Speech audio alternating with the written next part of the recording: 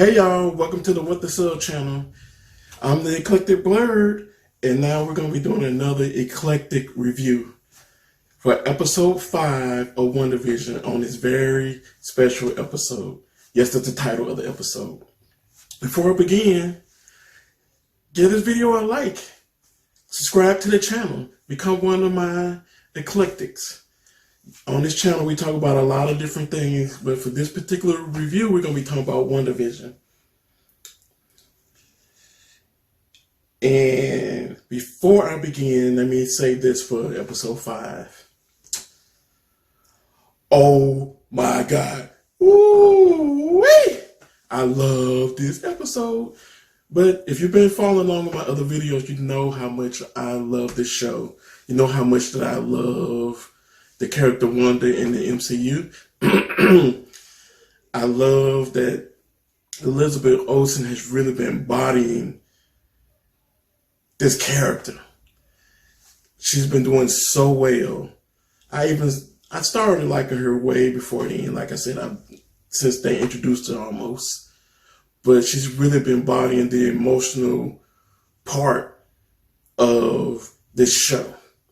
But I'm getting ahead of myself. So warning, if you're watching this and you haven't saw the show, there will be spoilers in this because I'm not sure what I'm going to do or say because of the things that I saw. But it's a spoiler alert, so get ready. Now, let us begin. First, the separation between Westview and outside of Westview and how they film it is so great, which a lot of people have been mentioning, and I've noticed it, but I don't understand it. But I can tell the difference between how the frames look between the quote-unquote real world and the Hex. Oh, you're wondering where I got the word Hex from, right? Well, Darcy in the episode called what Wanda was doing to Westview the Hex. And so now from going forward, I'm calling it the Hex too. On that note, Darcy, Agent Wu, Monica, I am loving that trinity of characters on the outside of the Hex. They are so great. They just seem to work off each other very, very well. And so let me go back. And as you already know, I love the episode. So no need to do my whole overview because you got me at the beginning of this review about how much I loved it. Now, so in this episode, it's starting to feel like as they go from 60s to 70s, 80s, they're in the 80s now, by the way. And when it came on, it was almost like a Family Ties kind of feel when it came on. And they're actually using how TV shows were between the 60s, 70s, and 80s and how the characters go from this perfect world, how everything's just perfect, and how there's little bitty cracks and are more arguments and things happening that people see that they wouldn't normally see in the 50s, 60s, or 70s, actually. That actually start happening in the 80s. So who knows what's going to happen when they get to the 90s. But because of that, there are little cracks in this episode as far as inside the Hex with Wanda. The key, her twins, seem to be powerful and up in the Hex. She was unable to use magic on them for some apparent reason. And they were crying as babies at the very beginning, and they couldn't get them to cry. And Agnes came in. There's something about her. I wonder if that was like her nanny or something, because that she always shows up whenever Wanda is in some sort of a bind. She's there for some apparent reason. The kids were crying. She came in there to help calm them. And then there was the first crack of her saying, okay, Wanda, let's do this again. Like they were actually filming a show. And they had cut and said, start over. And at that point, there's another little kink in Wanda's magical world there inside the hex. And Vision is starting to be like, hey, what'd you just say? And all of a sudden he's asking questions like, what's going on? And then the baby start crying. And I was like, oh, she got him to stop. No, Agnes is drinking on the kitchen counter. The kids have aged from probably 3 months old to like 6 or 7, 5 or 6. And then the episode comes on showing pictures, the actual pictures of them young and all this other stuff, which is funny. Outside of the hex, Monica is getting tested and doing all these other things. So a lot of little things happen outside that I feel like is tied to the show. So Monica texts somebody who's engineer, so who knows who that could be. It could just be some random character that nobody knows, or it could be part of a group that people want to see. I think some people are hypothesizing that it could be somebody from the Fantastic Four maybe, or from other comic books. I don't know. Some people are saying, oh, maybe it's Captain Marvel. Possibly. I don't know. But when she got her test done, everything about it was weird and she didn't want to talk about it. So I'm wondering if she's already partially powered already herself, but that's another story. Another thing that I've been noticing about this show overall is you have to pay attention to commercials, because the commercials are kind of matching up to kind of the thoughts of the show. So the commercial in this episode were for paper towels. So you make a mess and you need to try to clean up the mess that you made. You use the paper towels. They call them Lagos. Am I pronouncing it right, Lagos? But and then when they went back outside, and when they found out, of course, Monica told them, hey, she's doing it. She's creating whatever's happening in that town, and she kind of has mind control. So come to find out that the director of Sword, I don't know about him. I'm trying to figure out, should I trust him or should I not trust him? Because he seems like he's working for somebody else, not Sword itself. So that's another thing that's kind of going on. But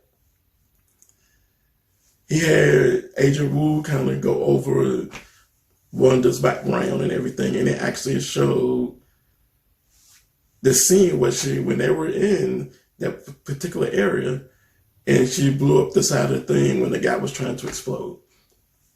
Again, 2 references to that. Then they figured out that everything inside that is real. They stated the fact it's real, what they're seeing. So somehow the twins are real. And I don't know how it's working. What it worked. No, the stuff in there is real. And so Monica still had on the clothes she had on inside somehow. And so it was hanging and she shot at them. So the clothes that she would have on whenever things changed were what they were when she went in. So she had on bulletproof stuff when she first went into the hex. And so when she saw the clothes, it was still bulletproof, which let her know that the stuff is real, like props. It's real, which is another Darcy idea, just like the hex. And man, so that happened. And then what happened next? Oh, they figured out, hey, they're in the 80s. Everything's changing based on the time frame. So they end up getting a drone that had like 80 software in it to push through into the hex. And lo and behold, it went in there without problems. Of course, the videos were bad and all this other stuff was going on. And so Monk was like, hey, it's me, let's talk. And the director swore like, hey, shoot him. Monica lost control and the guy shot a missile at her. And next thing you know, Wanda comes out the hex, throws the drone, is like, that's it. First and only time I'm letting y'all do this, or y'all gonna feel my wrath. Monica's trying to talk to her. She ain't trying to hear it. The reason I know she wasn't trying to hear it is whenever she goes from the American voice to her native language voice, that means she done talking. It's action time. So much so that she actually they had all these guns pointing at her, and she had the guns turned on the director of Sword when she went back in, and then she let them drop down, and it was just like, ooh wee, Wanda ain't trying to play no more. So back inside of the Hex, Vision's character is really starting to try to figure out who he is. So he's starting to realize that just like in when he was first made in Age of Ultron, he had to start figuring out who he was and start thinking for himself.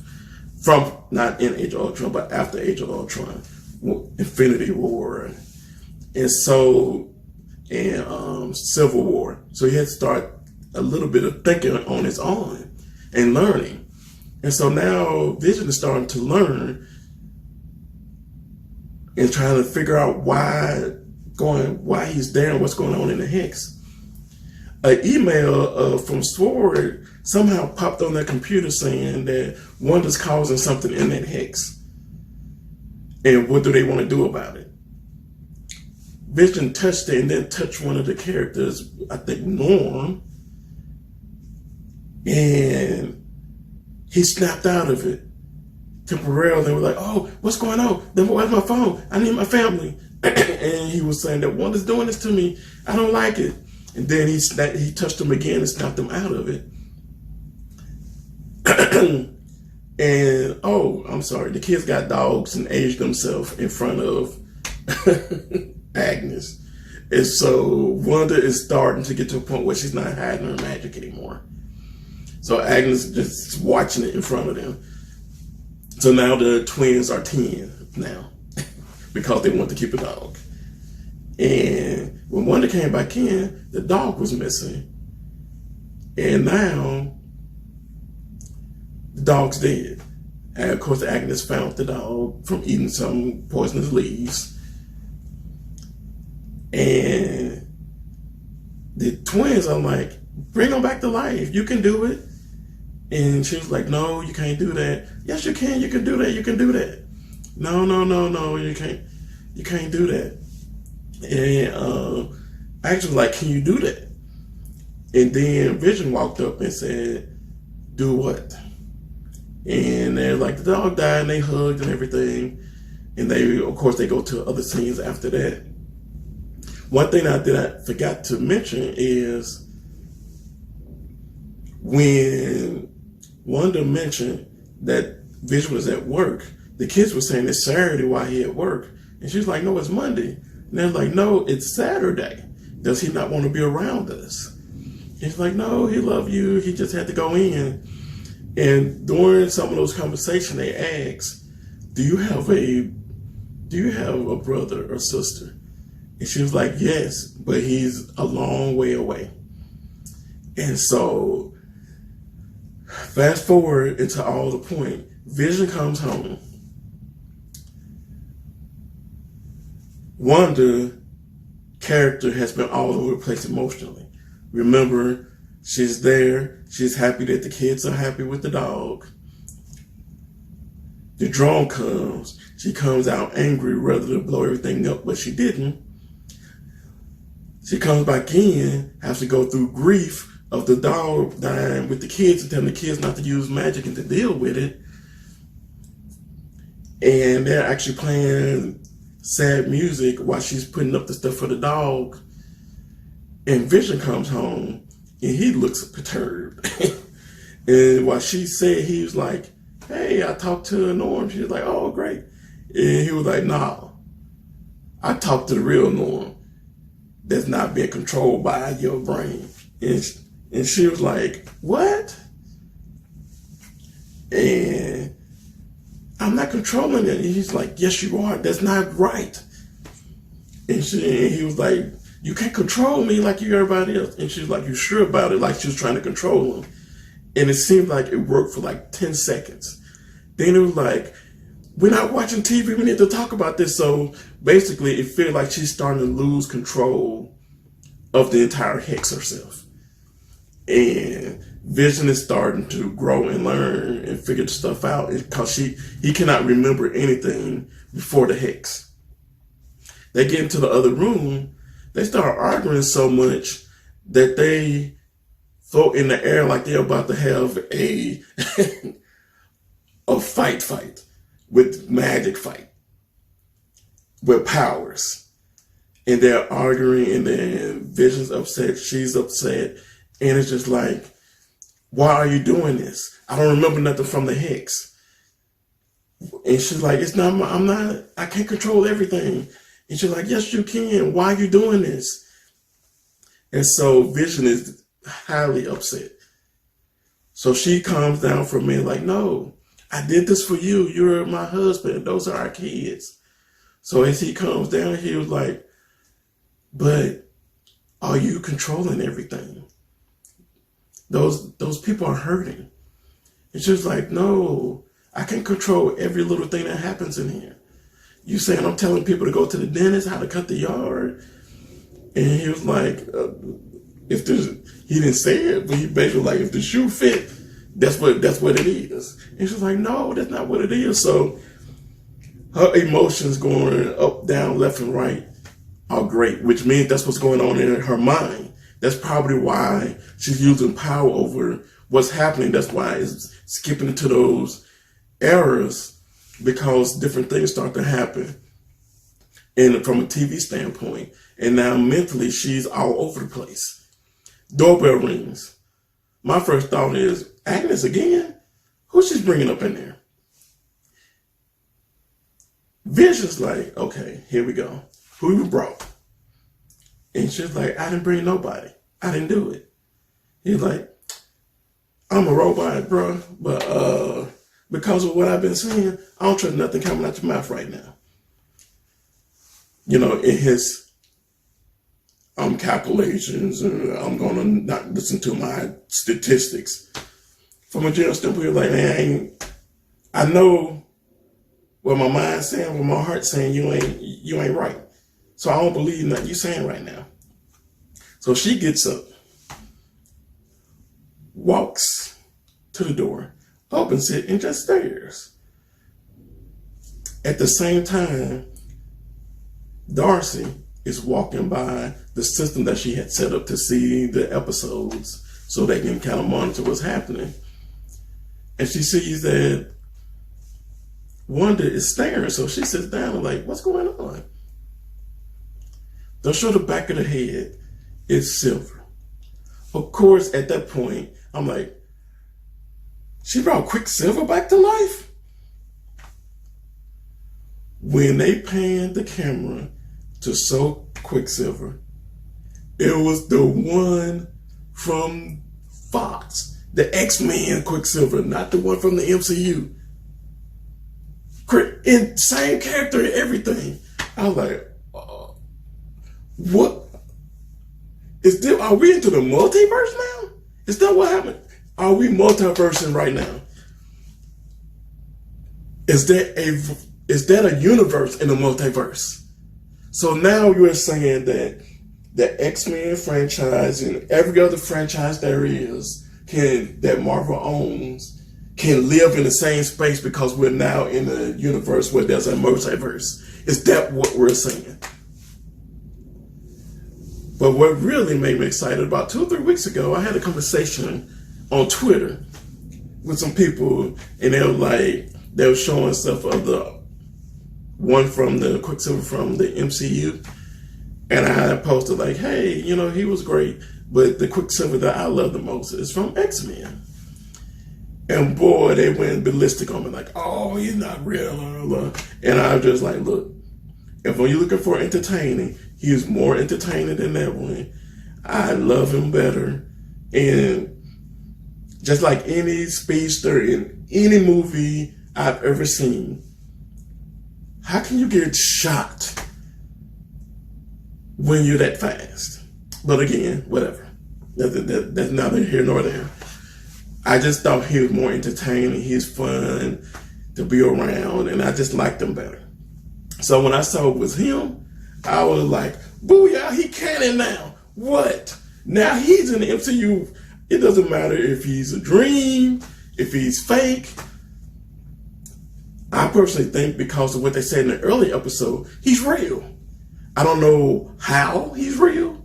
Like I said, are they doing this multiverse thing? Did she mentally bring him there? Because he said something, saying, hey, I'm your long lost brother. Long lost. So she lost the brother from death.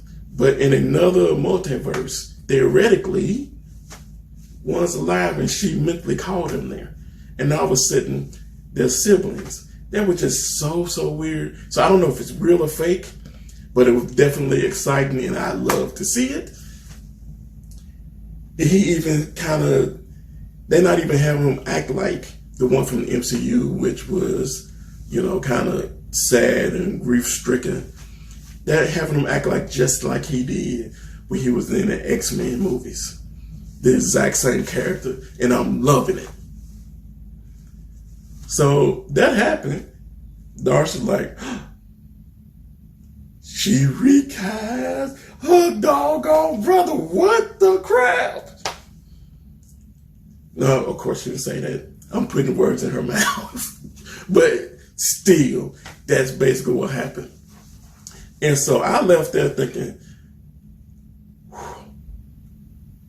Marvel, MCU, you done it again. But again, the people are acting their butt off in this TV show. Wanda's my favorite character, and all the grief and tragic things that happened to her are causing these things. And I don't even know if she meant to cause what happened or not. Oh, I forgot to mention, they have video of her going into Sword and stealing the body of Vision. When I looked at it, they weren't just holding Vision. It looked like they were trying to figure out what he was made out of and how he ticked. So I don't know if she was mad because of that or what, because that just seemed a little weird to have him look like he was on an operating table 5 years later. But, that's neither here nor there. I don't know where that's going to go with that. And like I said, I'm not a big trust of the director right now. Maybe he has good intentions, but just feel like something behind him. And with all the hiding and plain sight stuff that happened through Captain America, it's hard for me to have full trust of anybody. And, people shouldn't trust Wanda right now, but I do.